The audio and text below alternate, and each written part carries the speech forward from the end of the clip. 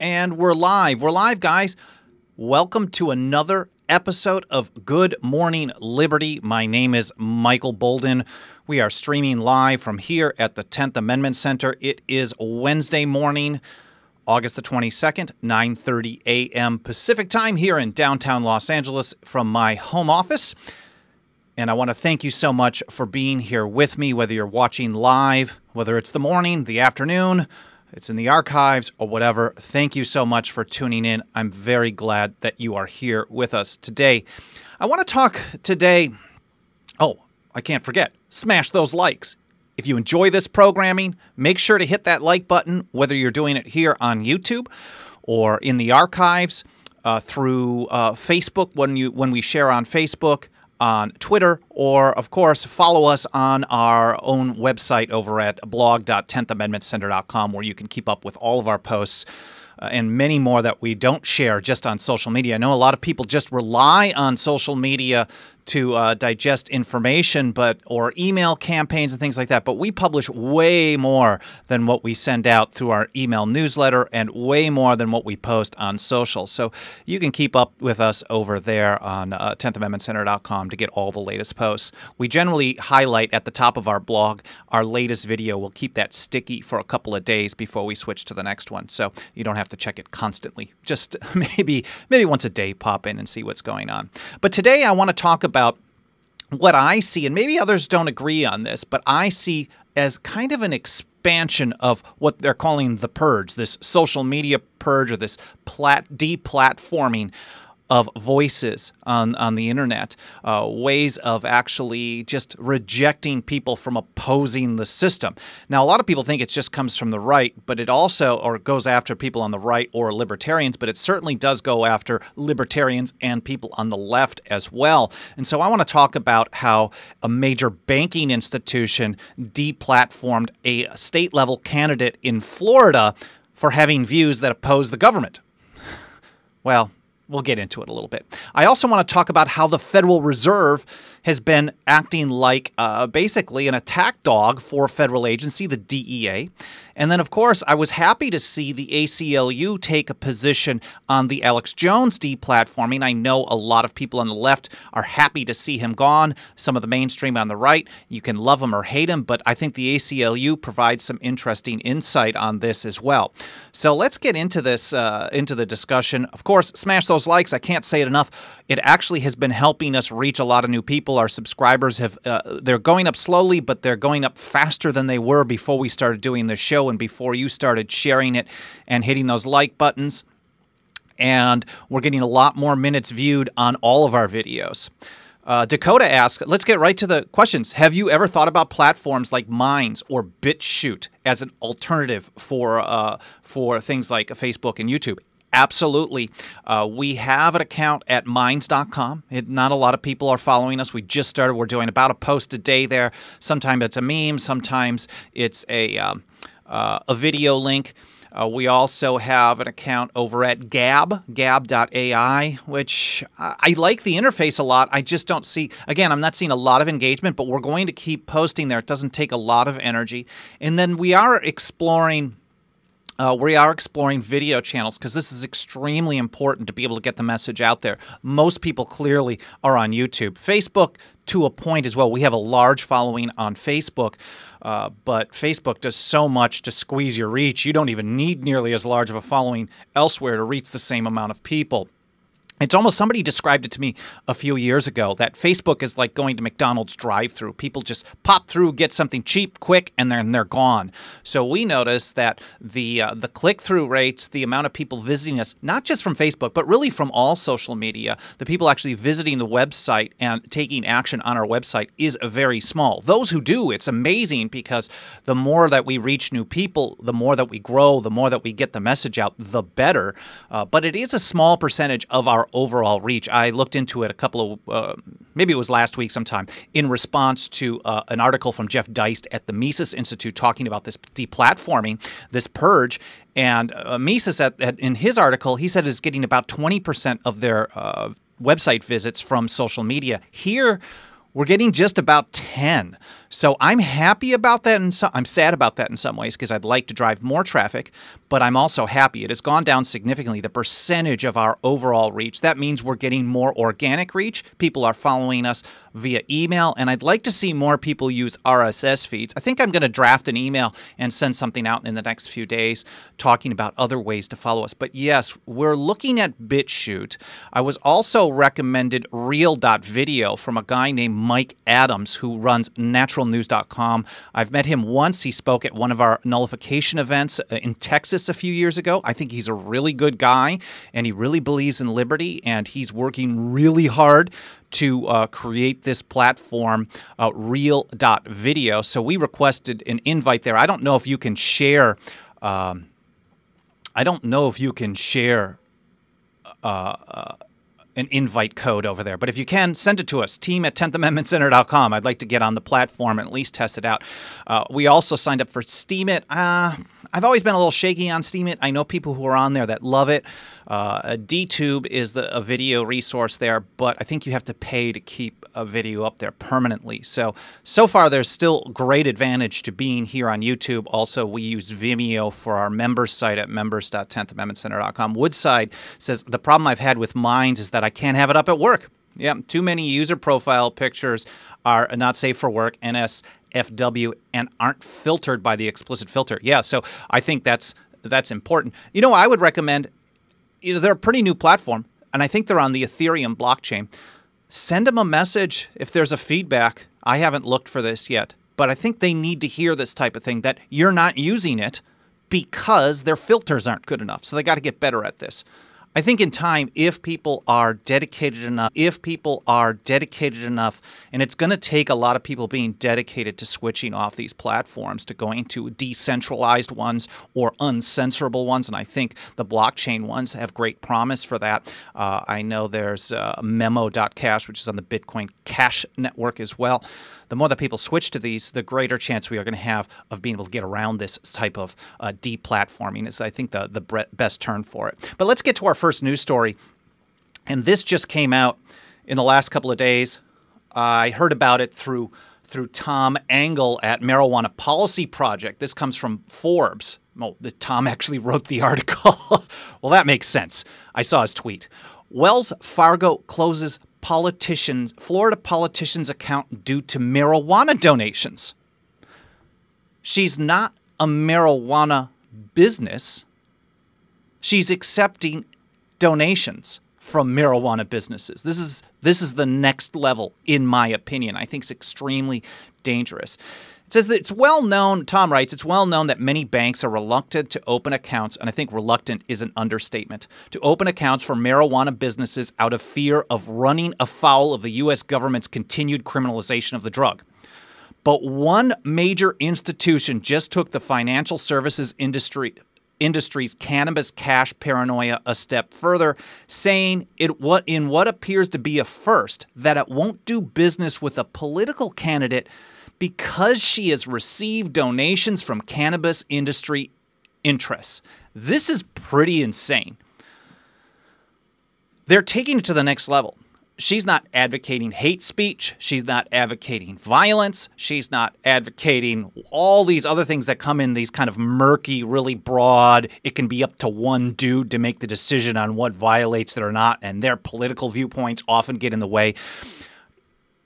It's not that murky kind of hate speech or harassment. It's merely the fact that she is accepting. This is a viable candidate for ag commissioner in the state of Florida. She might win. She's a Democrat, so those who think that this is only going to be used to attack people on the right are totally wrong on this. She is a Democrat, not a far-left progressive one, but I think she's a pretty mainstream kind of Bernie Sanders, which is a mainstream kind of Democrat. She's not a full kind of she's not an anarchist or a syndicalist or any of these like super far socialist left. And yeah, it's crazy because if she can't raise money, she can't run her operation. And Wells Fargo sent her a letter. Oh, here's Alan Mosley. Yeah, so Alan's talking about the algorithm changes, and we've watched this very closely. We've received less views, and his podcast and show here on YouTube is really good. I urge you to watch this as well.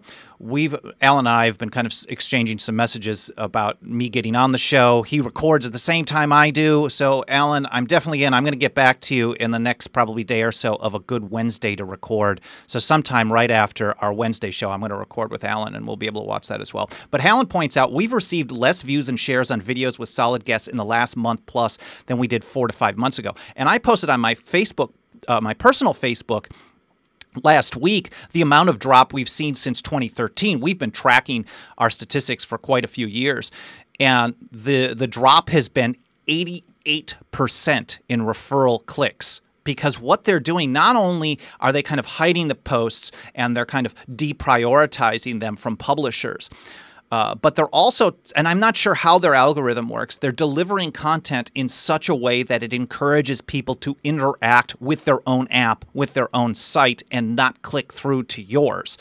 So it's, even when you do reach them, the likelihood of actually clicking through, at least on Facebook, is very, very low.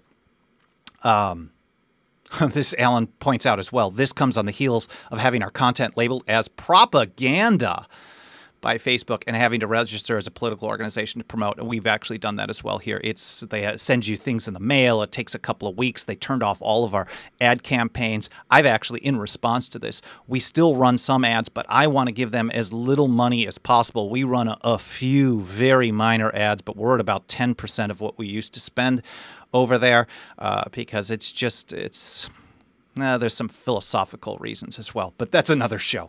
So getting back to this Wells Fargo situation. Wells Fargo, the 4th largest bank in the U.S., fired Florida Ag Commissioner candidate Nikki Fried as a client this month because her campaign has received donations from, quote, lobbyists from the medical marijuana industry, according to copies of emails her campaign made public on Monday, just this week. And you can see the email here as well. They say, hey, as part of this effort, can you confirm the types of transactions expected for the customer and if any of the transaction will include funds received from lobbyists from the medical marijuana industry in any capacity? Wells Fargo is basically saying that if a medical marijuana lobbyist, I don't know if that means registered lobbyist, organization, individual who advocates, if they give money to somebody, then Wells Fargo has cause to cut off their banking services? Sure sounds like it to me. And I don't think everyone's going to be just getting cut off immediately, but I think these are all basically test cases. They're test runs to see how much people will put up with. The Alex Jones situation, he's an easy target because so many people can't stand the guy. And I think it's pretty clear that a lot of people are very happy that he's getting kicked off. He's extremely happy getting kicked off.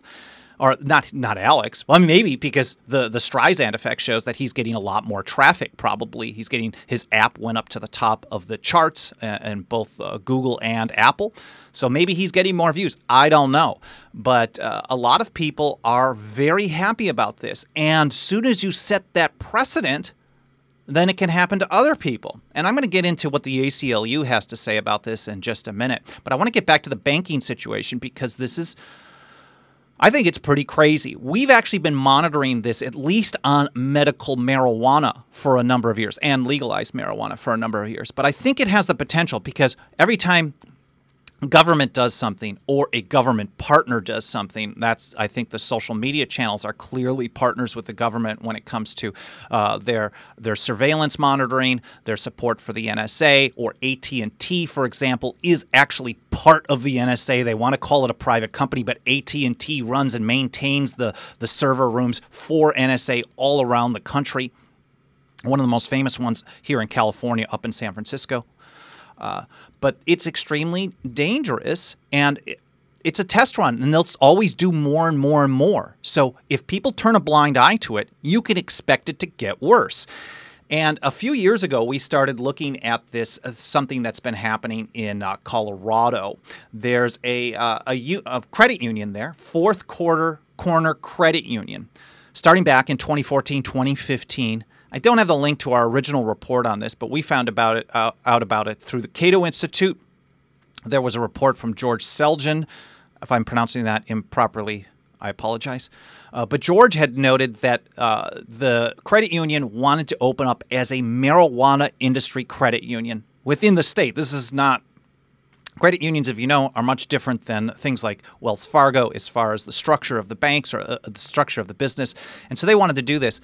But of course, in order to do this, to transmit money back and forth, to do processing solutions, etc., you have to get approval from the Federal Reserve. Well, the Federal Reserve back in 2014 and 2015 said, no, you cannot open for business. You are not allowed because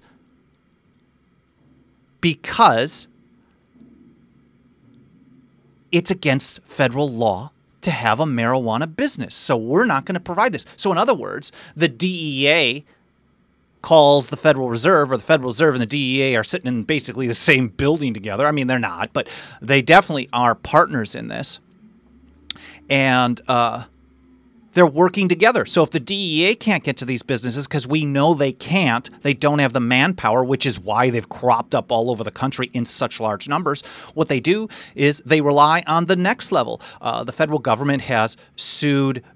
They've used RICO. They've tried to take property from landlords who lease to marijuana businesses. And then, of course, the Federal Reserve. What's the Federal Reserve doing? I didn't realize that was, I mean, they shouldn't exist in the first place. It's an immoral, unconstitutional, awful organization that is destroying the economy.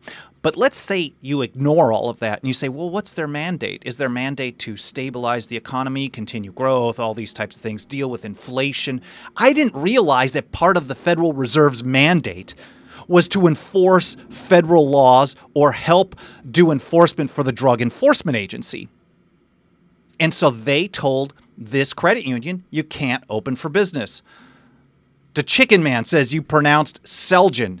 Hopefully that's what I said, Selgin, correctly. If not, it's Selgin. Selgin, I'm going with that. So this credit union, Fourth Corner Credit Union, they decided to go into a lawsuit against the Fed on this, which is probably a pretty daunting situation. And after about 3.5 years now, they finally got, it says, after a 40-month battle. This was back in February. After a 40-month battle, a Colorado credit union that's determined to serve marijuana-related companies has finally won conditional approval from the Federal Reserve to launch its business. But the Fourth Quarter Credit Union will not be serving plant-touching businesses as it originally had planned to do, but will instead cater to advocacy groups, charities, and ancillary companies such as accountants. So the Federal Reserve is creating pressure on financial institutions by making it clear that the Federal Reserve does not approve. We know they've directly told this credit union you're not allowed to do business with marijuana institutions. Marijuana, like retail companies, growers, planters, distributors, trucking companies, whatever it may be. They cannot. The Federal Reserve won't allow it, so you can't conduct business. This is certainly an argument for cryptocurrency. For those who believe in sound money, gold and silver, like I do, this is also an end run. Cryptocurrency, I think, is very important in this situation. Again, another conversation. But so the Fed has basically allowed them to accept money or do business with people who are doing advocacy. But businesses are, I think they're pretty nervous. And especially a business like Wells Fargo, who is part of the system. They're a major part of this Federal Reserve system, so they're very supportive of it.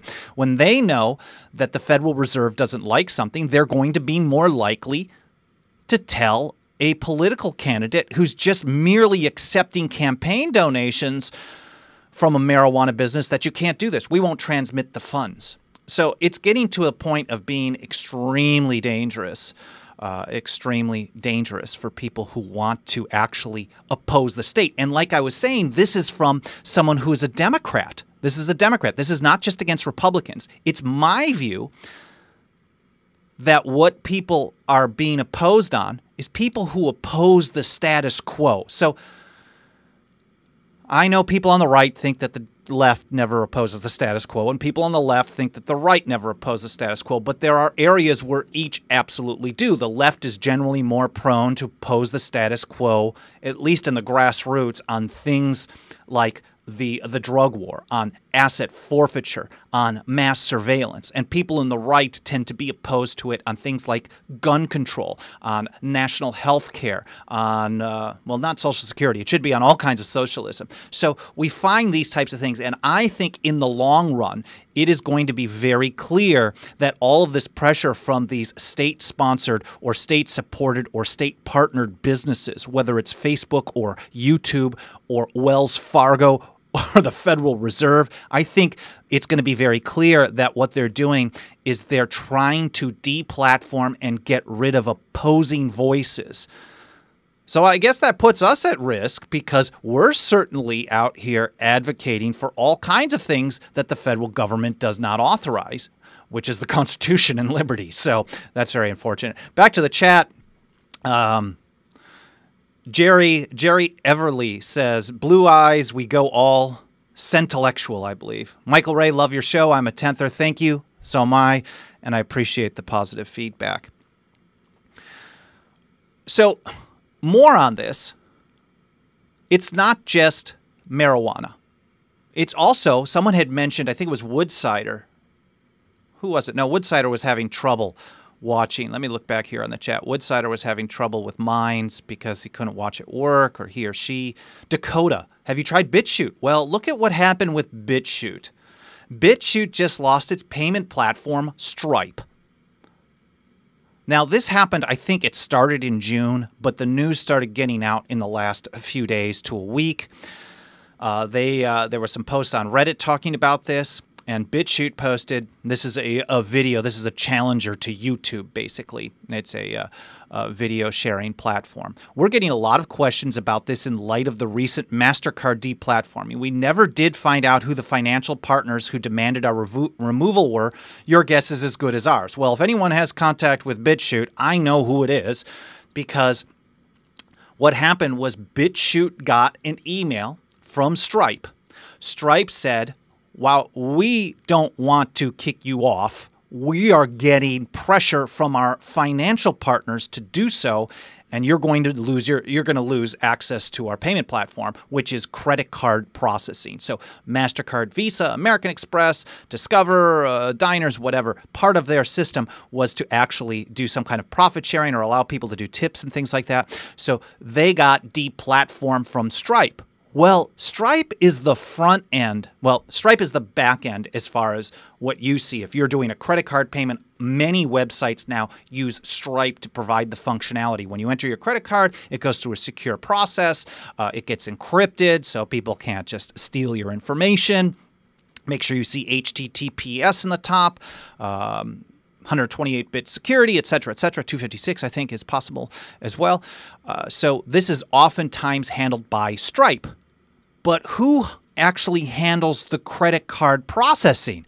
Surprise, surprise, Wells Fargo. Wells Fargo is the company that is the partner, the financial services partner for Stripe, which is one of the largest processing companies. And I know there have been a lot of complaints from the SJW world talking about how Stripe is providing payment services to all these different companies.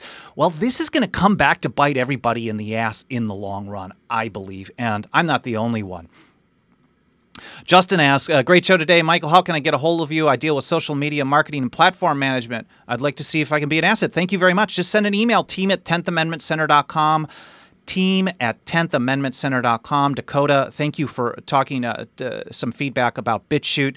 I'll post a link to this. It'll go in the YouTube notes after I'm done with the live show, and then there will also be on it'll also be on blog.10thamendmentcenter.com.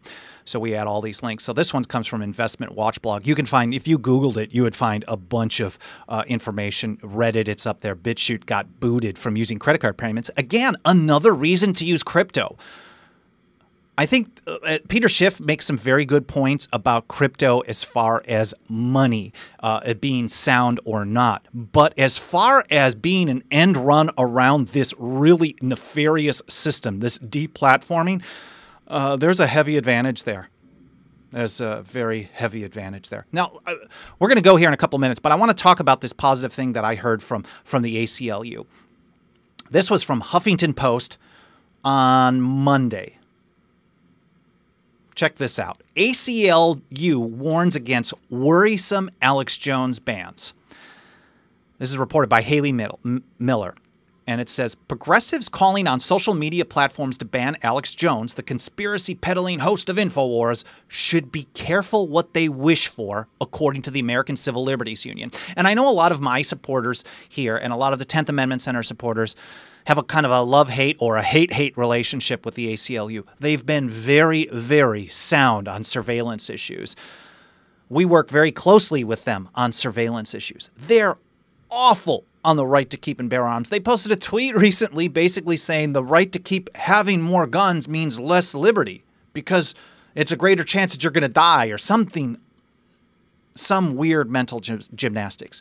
So where they're good, I'm glad to work with them or other groups.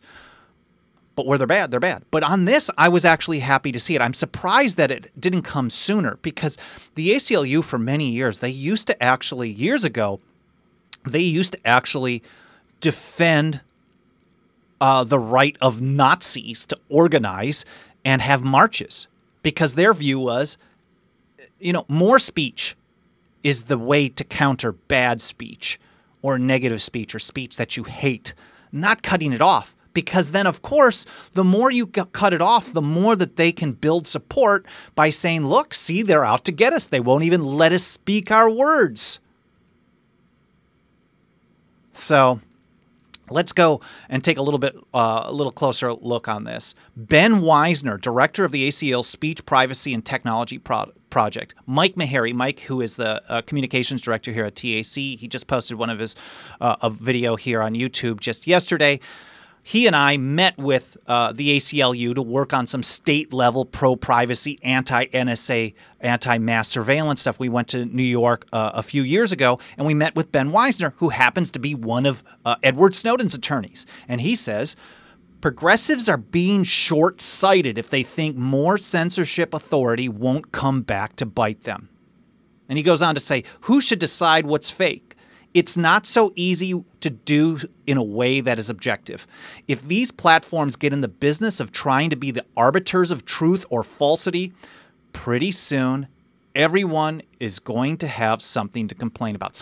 Everyone already does have something to complain about, but that's the power of the internet. We have the free choice to not pay attention to something. Reading hateful words that say tenthers are racist, which I've seen for many years. Bolden is a racist. There's a profile page of me on the Southern Poverty Law Center. I'm one of the leaders of the radical right. They've been highlighting me for about 5 years. I've read it. I'm actually starting to point out that, yeah, this is me. I've done an interview recently where they said, tell us a little bit about what you do. And I said, well, let me read from the Southern Poverty Law Center. Maybe that'll give you an insight of what I do. Because if they hate what you do, then that's positive. The thing is, if it really upset me, I just wouldn't look at it. We all have free choice. Southern Poverty Law Center, by saying that I'm a horrible, dangerous person, isn't making me think by reading it that I'm a horrible, dangerous person. I don't need to be protected from myself. So, yeah, it's pretty crazy. So let's go a little bit further on this. Weisner says, we've always been suspicious of vesting powers and authorities to decide what speech is good for us.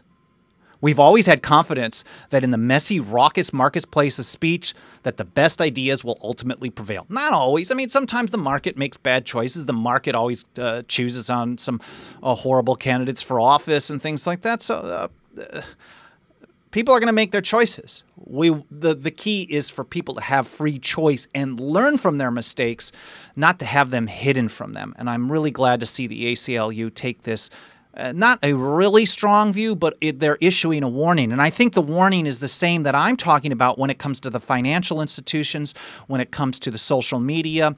I know MailChimp, which is an email provider for Jones, they kicked him off. So it could be email campaigns, it could be financial transactions, all these different things. It's very dangerous, and we don't want to set the precedent that someone who does not have a popular opinion or a mainstream opinion or one that the government chooses is one that needs to be kicked off. I mean, think about it. Jeff Sessions could put someone on a watch list today. They're making watch lists for all kinds of things. No fly, no buy is a really bad one. Who knows? There's the TSA Quiet Skies program. If you're too nervous in the airport, then you may have a federal marshal board planes to follow you. I mean, does that put you on a watch list that could result in you getting deplatformed from social media, from financial transactions? I think the potential is pretty insane, and that's why we have to draw a line. Michael asks, I don't know what software you use for your show, but it's great. Video is excellent, and the docs or sites next to you is excellent. What do you use? I'm using a piece of software called Wirecast.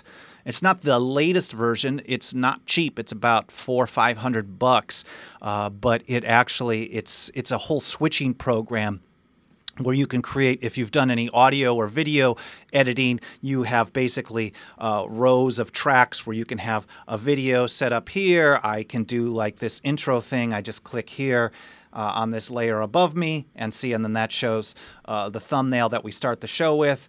I go back over here, I click off of it, and it fades in and out. You can change the fades, etc., and you can change the stream quality. I'm lucky enough to be on a very fast fiber connection too, which I think helps. And then what I do for the articles, I just have it took some trial and error, but I'm just using Chrome.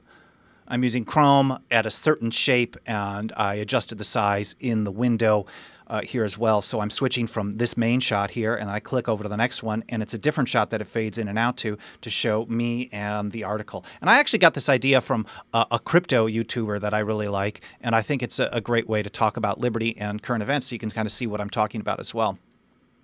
Justin points out, in the age of information, ignorance is a choice. Absolutely, because we can... I mean, I like the idea of it being a choice, because in the past, it's been forced on us. When there was only ABC, NBC, and CBS, the ignorance was forced on us. You couldn't find all the information you want. Now we have all the information that we can imagine. And now we're being told it's too much information. There might be dangerous thoughts. And other leftists like Noam Chomsky basically takes the position that you don't defend the freedom of speech to defend the freedom of speech that is safe. You defend it because you have to defend the stuff that you hate. Otherwise, eventually, this is the precedent to shut down stuff that you disagree with, or that maybe your own speech because someone else disagrees with it. And that's a horrible, horrible precedent. Before we go today, I want to, of course, share a quote of the day. And I think it ties in, not necessarily exactly. This comes from Ron Paul, whose birthday was on Monday. Happy birthday, Dr. Paul. Rights are inalienable aspects of our humanity, not gifts from government. And I think in light of what we're talking about here, the last thing we should want is government to come in and protect these rights for us. Because I don't think, I mean, if government was honest, which it isn't, and if government was doing good things, which it doesn't, then maybe you could say, okay, this organization. But for decades and decades, government has been absolutely horrible, maybe for all time. It's been extremely dangerous, and we don't trust them. We have to learn how to exercise these rights, find new platforms, new ways to exercise our rights without calling on the government, because as soon as they get involved, I think it's going to be a lot worse. And that covers it for the day. I really want to thank you for tuning in. I've been learning a lot as I dig into this payment processing issue, as I learn about new platforms. I'm looking forward to testing out things like BitChute and Real.video once we get accepted. Mike Adams, hopefully you give us an approval sometime soon, or whoever works for you. I'm trying to learn a little bit more about credit card or merchant processing options through crypto, or maybe through upma.org, the gold and silver payment company. So I hope you learned something as well. There's a long way to go. Deplatforming, I think, is extremely dangerous.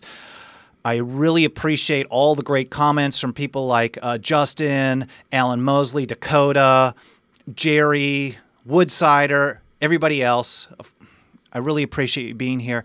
Make sure you smash those likes. That is one of the best ways to help us spread the word. Smash those likes.